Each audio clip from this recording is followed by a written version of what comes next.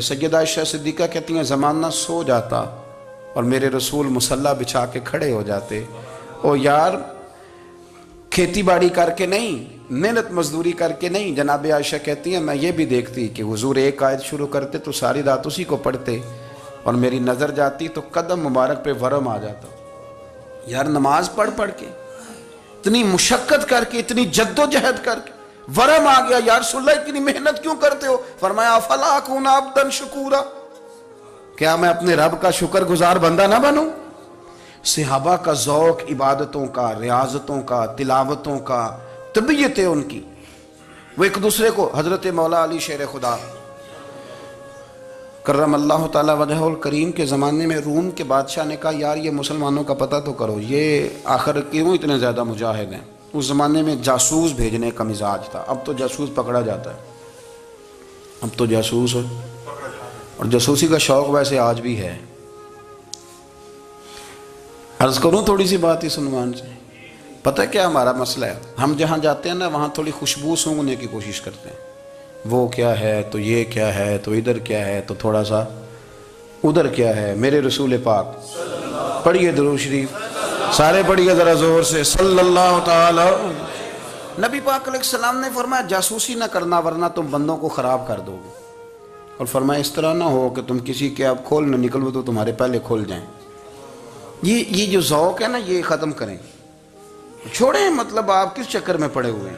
اتنی زیادہ توجہ کرنے کی کیا ضرورت ہے؟ نے کام سے کام رکھیں، اس میں بندہ تھوڑا سا نا آسان رہتا ہے۔ یہ جو بہت زیادہ ٹٹولنے والے لوگ ہوتے ہیں نا وہ بیچارے پھر عمر ٹٹولتے ہی گزار دیتے ہیں، اس لیے کہ مزاج ہی بہت پکا ہے، بوری کا منہ کھول کے اندر تک ہاتھ ڈالنا، تو پھر کئی دفعہ سامنے سے بچھو بھی لڑ جاتا ہے، خرابی ہوتی ہے۔ تو جاسوسی کی جاتی تھی، اس نے بھی جاسوس بھیجے، کیونکہ قبیلوں کے لوگ تھے، کچھ مسلم کچھ کافر، پہچانے نہیں جاتے تھے لوگ، تو کچھ لوگ اس نے بھیجے، انہوں نے آ کے نا تحقیق کی، ریسرچ کری کہ آخر ماجرا کیا ہے، تو واپس جا کے انہوں نے رپورٹ دی نا روم کے بادشاہ کو۔ اس رپورٹ کا ایک جملہ بڑا شاندار ہے، وہ کہنے لگا بادشاہ ہمیں مسلمانوں کی کوئی سمجھ نہیں آئی، ہمیں کوئی سمجھ نہیں آئی۔ انہوں نے کہا بھئی کیوں نہیں سمجھ آئی؟ کہنے لگے یار عجیب بندے ہیں، جب رات مصلی پہ بیٹھتے ہیں تو یوں لگتا ہے ان کا دنیا سے رشتہ ہی کوئی نہیں، کوئی کسی کو نہیں جانتا، کوئی اپنے دکھ سنا کے رو رہا ہے، کوئی اپنی بات کر کے رو رہا ہے، لگتا ہے کہ ان کا کوئی رشتہ ہے ہی نہیں جب مصلی پہ بیٹھتے ہیں۔ اور فرمایا جب سویرے یہ جہاد کرنے نکلتے ہیں تو لگتا ہے ان سے زیادہ دلیر ہی کوئی نہیں۔ حالانکہ جو مصلوں پہ رونے دھونے کے لوگ ہوتے ہیں وہ کئی دفعہ جہاد میں کام نہیں کرتے، لیکن عجیب لوگ ہیں کہ رات کے راہب ہیں دن کے مجاہد ہیں، کوئی سمجھ نہیں آتی۔ میرے عزیز ان لوگوں نے مصلی آباد کر کے رکھا، تلاوتیں ان کا ذوق رہی، منظر روز پڑھنا، اسباق پڑھنا، وظائف پڑھنا، یہ ان کا ذوق رہا۔ اعلیٰ حضرت بریلوی رحمت اللہ نے 1000 کتاب لکھی ہے، لیکن الوظیفۃ الکریمہ کے نام سے جو وہ صبح و شام وظائف پڑھتے تھے وہ الگ انہوں نے ان کو بیان کیا، پابندی کے ساتھ اپنی اللہ اللہ کرتے تھے۔ شیخ شہاب الدین سہروردی رحمت اللہ علیہ، اس پر ایک بندے نے اعتراض کیا، اس نے کہا جی آپ کس قسم کے صوفی ہیں، مرید بیٹھے ہیں اور آپ وہاں نفل پڑھ رہے ہیں؟ یہ بھی بڑا مسئلہ ہوتا ہے نا، جو بندہ ملنے آتا ہے وہ اپنے ٹائم کے حساب سے آتا ہے، اور پھر اس کا یہ بھی خیال ہوتا ہے کہ پیر صاحب جو ہیں وہ چونکہ درویش ہیں تو نہ انہیں روٹی کھانی چاہیے نہ سونا چاہیے، چونکہ وہ درویش ہیں، اور ہم چونکہ درویشوں کے ماننے والے ہیں لہذا ہمارا یہ طریقہ ہونا چاہیے کہ جیسے ہم کہیں درویش ویسے ہی کر جائے۔ حالانکہ جس کو آپ درویش کہیں گے آپ اس کی مانیں گے، آپ منوائیں گے نہیں، تو ہمارا مزاج ہوتا ہے۔ شیخ شہاب الدین پر لوگوں نے اعتراض کی، حضور لوگ ملنے آئے ہیں، زیارت کرنے آئے ہیں، بندے دعا کرانے آئے ہیں، اللہ اللہ کرانے آئے اور آپ نفل پڑھ رہے ہیں، کیا جملہ ہے، کیا حسن ہے، کیا خوبصورتی ہے۔ فرمانے لگے رب رسول سے مانگنے کے لیے مصلی بچھایا ہے، اگر وہاں سے مانگوں گا نہیں تو تمہیں دوں گا کیا؟ پہلے مجھے کچھ لے تو لینے دو، اگر میرے پلے کچھ ہے ہوگی تو آگے دوں گا نا، تو میں مانگنے گیا تھا کہ یا اللہ دے تیرے بندے لینے آئے، دے تو میں کچھ لوں گا تو آگے دوں گا نا۔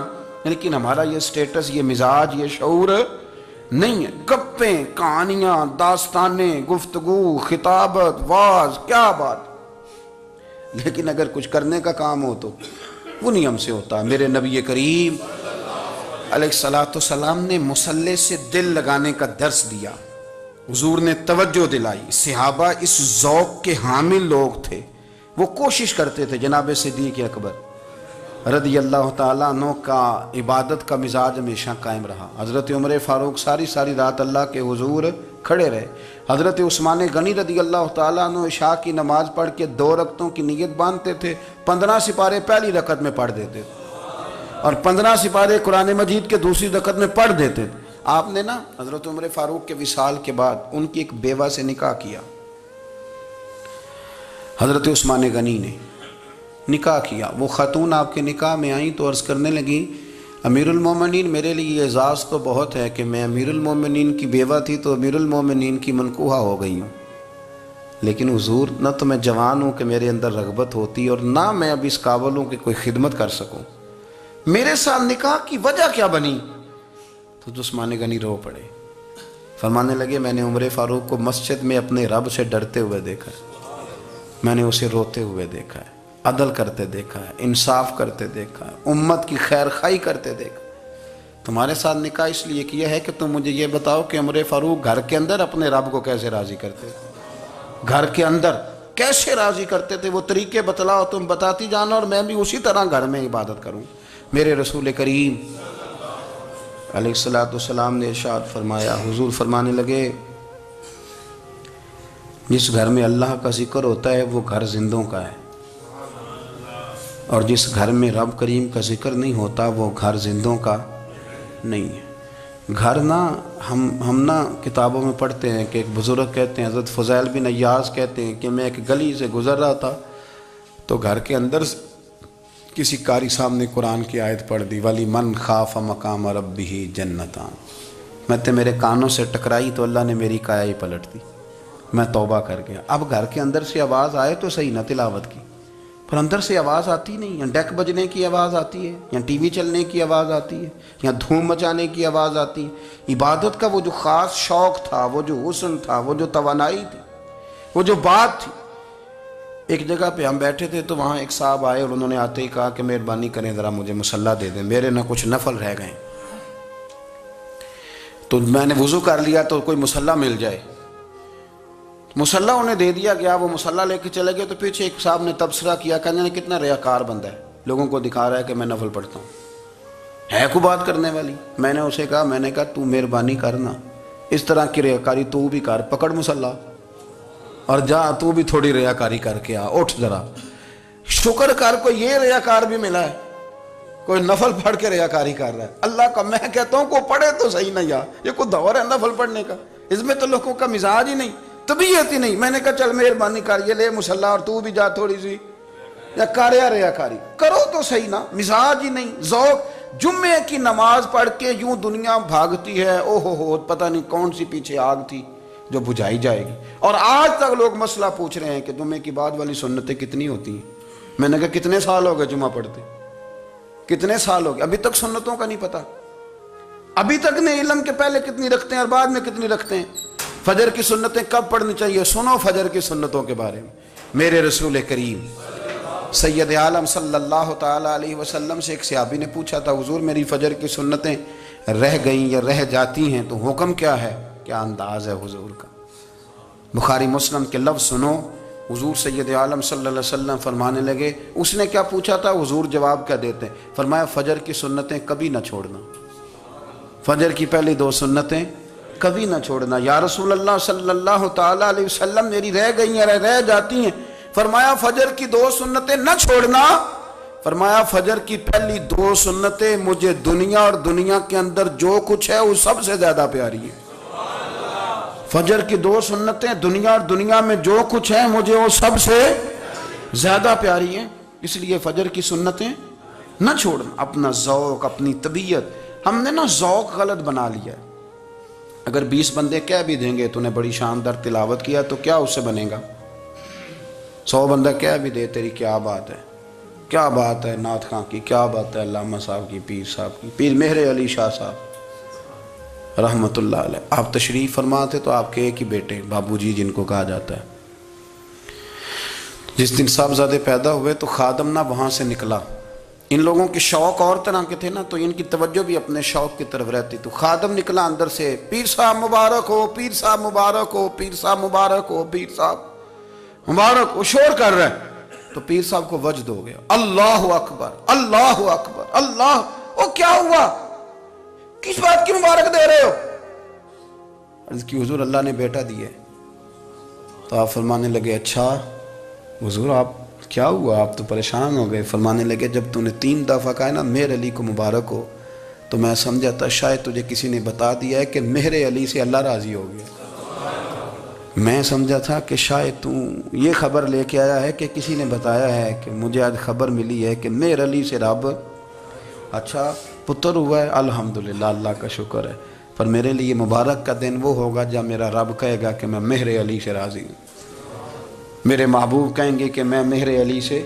آپ بات کو سمجھیں، شوق ہی کسی اور طرف تھا، دل ہی کہیں اور لگا ہوا تھا، طبیعت ہی کہیں اور مائل تھی۔ کوئی وظیفہ پوچھتے تھے تو پڑھتے تھے وہ لوگ، کچھ اللہ اللہ انہیں بتائی جاتی تھی تو کرنے کا ذوق رکھتے تھے، طبیعت تھی، قائل تھے۔ حضرت ربیع کہتے ہیں میں بڑی دور سے سفر کر کے گیا حضرت اویس کرنی سے ملنے، بڑی دور سے، اور جب میں پہنچا تو فجر کا وقت تھا، تو حضرت اویس کرنی کو میں نے پا لیا، تو وہ نماز پڑھ کے نا قرآن شریف لے کے بیٹھ گئے۔ فرماتے ہیں اشراق چاشت کا وقت ہوا تو نفلوں کی نیت باندھ لی۔ محدث ابن الجوزی نے لکھا ہے، فرماتے ہیں پھر جب زوال کا وقت ہوا تو مسجد میں جھاڑو دینے لگ گئے، زور کی نماز پڑھ کے تو عصر کی تیاری تک وہ مسجد میں بیٹھے رہے، اور میرے نبی پاک علیہ السلام نے فرمایا جو نماز کے انتظار میں بیٹھا ہو وہ نماز ہی میں ہے، وہ نماز ہی میں ہے۔ فرمایا میری دنیا میری امت کی جو رہبانیت ہے نا وہ اتنی ہے کہ نماز کا انتظار کرے، اذان کے بعد نماز کا یہ راہب ہیں، یہ اس وقت چھوڑ کے بیٹھے ہیں سارا کچھ۔ فرماتے ہیں عصر تک انہوں نے اللہ اللہ کی، پھر مغرب تک کی، عشاء کی نماز ہوئی تو نماز پڑھی تو وہ تھک گئے، اب مجھے وہ فارغ ہوں مصلی چھوڑے تو میں ملاقات کروں نا۔ یہ آپ حیران نہ ہوں کہ اتنی دیر بندہ کیسے اللہ اللہ کر، ہم نے کی نہیں نا اس لیے ہم پریشان ہیں، جو عادی ہوتے ہیں وہ کر بھی لیتے ہیں، وہ یہ کام۔ میری بات کی سمجھ آ رہی ہے؟ جب جاتے ہو کسی دفتر میں تو 8 گھنٹے کھڑے رہ لیتے ہو نا، مجبوری ہوتی ہے تو کھڑے رہا جا سکتا ہے۔ پاسپورٹ کے دفتر بولیے، امیگریشن کی لائنوں میں، اور میں نے تو امبیسیوں میں بندے 12 گھنٹے پہلے جا کے کھڑے دیکھیں، رہ لیتے ہیں کھڑے۔ تو اگر ان کاموں کے لیے رہا جاتا ہے تو اللہ رسول کے لیے بھی کھڑے رہا جا سکتا ہے۔ تو فرمانے لگے کہ جب عشاء کی نماز کے بعد آخر انسان تھے، تھک گئے، نیند کا غلبہ ہوا تو تھوڑی ایسے آنکھ بند ہوئی تو کھلی تو رونے لگے۔ حضرت ویسے کرنی رو کے کہنے لگے مالک مجھے غافل تو نہ کر، ابھی میں نے کیا بھی کچھ نہیں، دن ختم ہو گیا، کوئی نفل نہیں، کوئی اللہ اللہ نہیں، اللہ مجھے غافل نہ کر، میری مدد فرما۔ فرماتے ہیں جب وہ روئے تو میرے ساتھ جو شخص تھا میں نے کہا اٹھو چلیں، کہنے لگا حضور ملنا نہیں، فرمایا جو میں لینے آیا تھا وہ مجھے مل گیا ہے، جو میں ان سے سیکھنے آیا تھا وہ مجھے نصیب ہو گیا، اب اور میں نے کیا لینا، ختم ہو گئی بات، اٹھو چلیں۔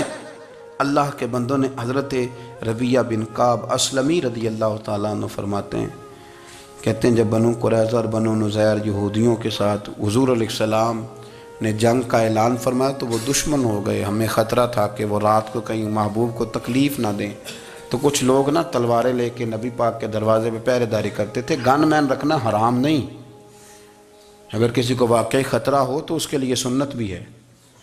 حضرت علی المرتضیٰ تلوار لے کے حضور کے گھر کا پہرا دیتے تھے۔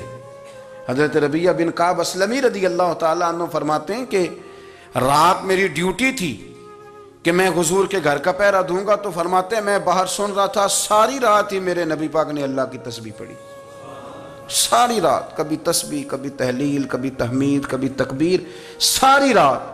فرماتے ہیں ساری رات حضور پڑھتے رہے اور ساری رات ہی میں سنتا رہا، مجھے اونگ آ گئی، میری آنکھ لگ گئی، حضور ابھی پڑھ رہے تھے، میں تھک کے سو گیا، اور فرماتے ہیں جب میری آنکھ دوبارہ سے کھلی تو میرے کانوں میں پھر کوئی چیز گونجی تو میں نے کان لگایا تو میرے حبیب ابھی بھی اللہ کو یاد کر رہے، ساری رات حضور رب کی عبادت کرتے، اسی لیے تو کہا یا ایھا المزمل قم اللیل الا قلیلا، حبیب ساری رات تو نہ جاگا کا، تھوڑا آرام بھی کر لیے گا۔ میرے بھائی اپنا مصلی، اپنی عبادات، اپنے وظائف، اللہ اللہ جو آپ نے کسی سے سیکھی ہے اس کو کبھی کمزور نہ ہونے دیں۔ شجرہ شریف جو کسی بزرگ سے آپ لے لیتے ہیں تو کیا رسم ہے کوئی؟ اس پہ کچھ لکھا ہوتا ہے، وہ پڑھنے کے لیے دیا جاتا ہے، اس پہ لکھا ہوتا ہے کہ یہ اللہ اللہ آپ نے کرنی ہے۔ ساری زندگی کسی اسکول میں داخل ہو گئے اور وہاں جا کے آپ نصاب ہی نہ پڑھیں، کتاب ہی نہ کھولیں تو پاس ہو جائیں گے؟ وہ کہتے ہیں میں 20 سال جاتا رہا ملا کچھ نہیں. تو آپ نے لیا کیا ہے؟ ایک اتنی سی کتاب تھی، اس کو تو کھول کے آپ دیکھ نہیں سکے، اس کے وظائف تک تو رسائی نہ ہوئی، اس لیے کہ اللہ اللہ کرنا مشکل ہے اور تصویر کھنچانا یہ آسان کام ہے. تو جو آسان ہے اس طرف ہماری توجہ لگی رہتی ہے اور جو مشکل ہے اس طرف ہم ذوق پیدا نہیں کرتے. یا ایھا الناس اعبدوا ربکم الذی خلقکم والذین من قبلکم لعلکم تتقون. اے لوگو اس رب کی عبادت کرو جس نے تمہیں پیدا کیا اور تم سے پہلوں کو پیدا کیا، اس لیے عبادت کرو کہ تم پرہیزگار ہو جاؤ گے. مالک سمجھنے کی توفیق عطا فرمائے.